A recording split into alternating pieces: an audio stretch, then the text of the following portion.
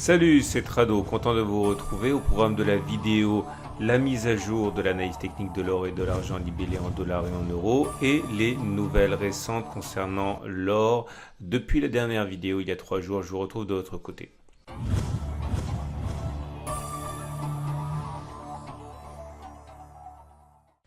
Donc au registre des nouvelles que j'ai repérées pour vous, des nouvelles recommandations bancaires, UBS confirme son objectif à 1800 dollars l'once.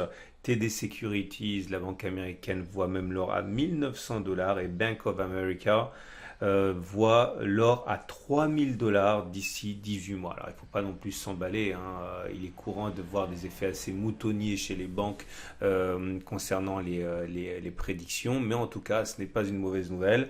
En même temps, la quatrième nouvelle que j'ai repérée, c'est les exportations suisses vers les États-Unis qui battent un record de 8 ans.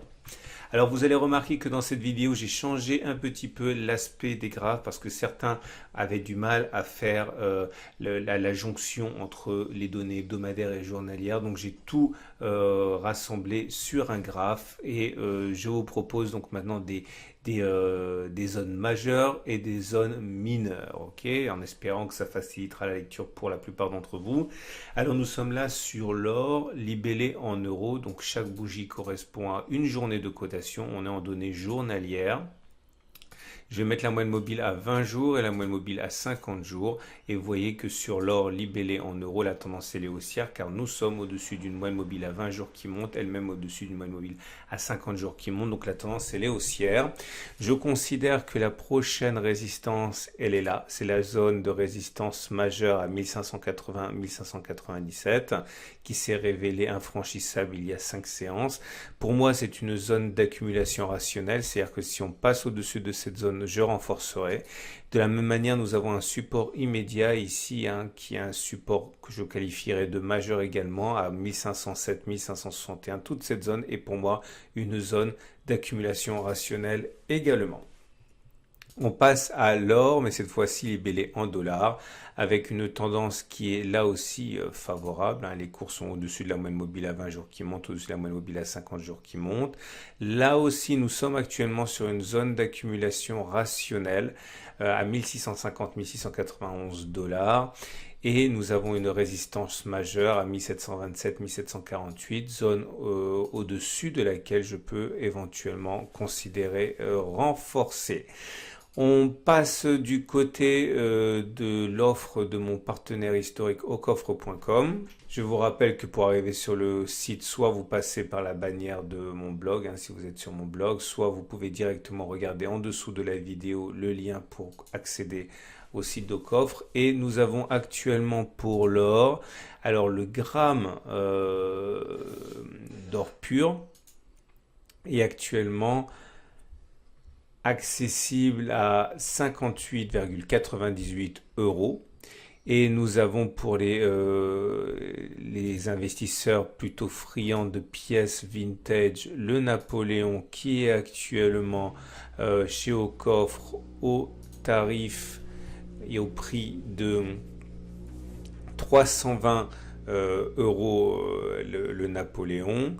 Et pour les budgets les plus importants, ceux qui veulent acquérir directement une once d'or, nous pouvons voir que le tarif est à 1715 euros. Je vous rappelle que ma méthode repose sur le principe qu'il faut accumuler quand on passe les zones d'accumulation, quand on revient sur des zones d'accumulation rationnelle ou lorsque l'on dépasse une zone d'accumulation rationnelle. Ici, je reviens rapidement, si on revient sur cette zone d'accumulation, ce support majeur, ou si on casse la résistance, ce sont les deux zones d'accumulation rationnelle immédiates. On va passer maintenant à l'argent. Et l'argent libellé en euros pour commencer, toujours en données journalières puisque c'est le nouveau format. Nous sommes en tendance plutôt baissière sur l'argent. Vous le voyez, on est en dessous de la moyenne mobile à 50 jours qui descend. On est au-dessus de la moyenne mobile à 20 jours qui monte. Par contre, donc la tendance immédiate est plutôt haussière, mais la tendance de fond est plutôt baissière. Nous sommes sur un support mineur à 13,5, 13,6. C'est pour ça qu'on a rebondi dessus, tout comme un autre support mineur qui est à 12,5, 12,7. Par contre, on a des résistances hein, dans l'horizon immédiat, notamment une résistance mineure à 14,3, 14,5 et une résistance majeure à 14,5, 15. À titre personnel, vous le savez, j'ai déjà renforcé sur le support majeur des 10,5, 19 il y a quelques semaines. Je peux envisager donc de renforcer encore si on passe au-dessus des 15 euros ou alors si on revient sur les 10,5, 10, 9. On va terminer avec l'argent, mais libellé en dollars, en données journalières. C'est la même chose. La tendance, elle est plutôt baissière, en dessous d'une moyenne mobile à 50 jours qui descend, mais au-dessus de la moyenne mobile à 20 jours qui monte. Donc, on est en tendance de fond plutôt baissière, mais en tendance à court terme plutôt haussière.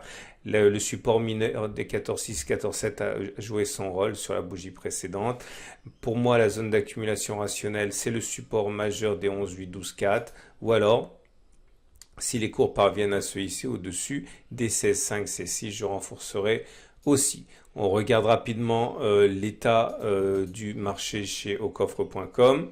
Et concernant l'argent, nous sommes actuellement pour la Vera Silver une once d'argent donc à 20,43 €. Voilà, c'est une excellente journée. Je vous donne rendez-vous donc ce week-end pour la mise à jour des dernières nouvelles et de l'analyse technique de l'or et de l'argent.